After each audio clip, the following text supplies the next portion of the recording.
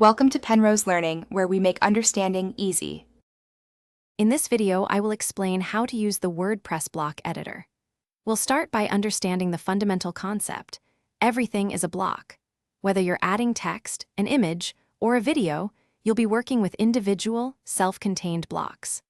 This modular system provides incredible flexibility, allowing you to arrange and customize your content with precision, making your website design process much more intuitive and powerful. Adding content is straightforward. Simply click the plus icon, often found in the top left or within the content area, to open the block inserter.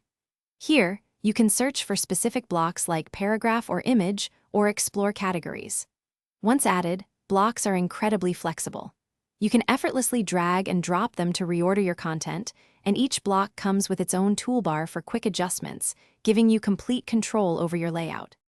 Beyond basic placement, the real power lies in customization.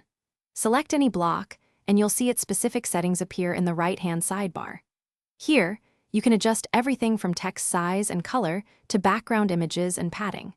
For example, an image block might offer options for alt text and link destinations, while a paragraph block allows for font variations.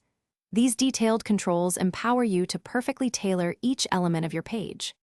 To truly master the block editor, explore its advanced features. Reusable blocks are fantastic for content you use often, like a call to action, saving you significant time. Block patterns offer pre-designed layouts, allowing you to quickly build professional-looking sections. Also, familiarize yourself with the document outline for easy navigation on longer pages, and learn a few keyboard shortcuts to dramatically speed up your editing process. These tools will elevate your WordPress experience. Thanks for watching. If this was helpful, leave a like and consider subscribing. See you next time.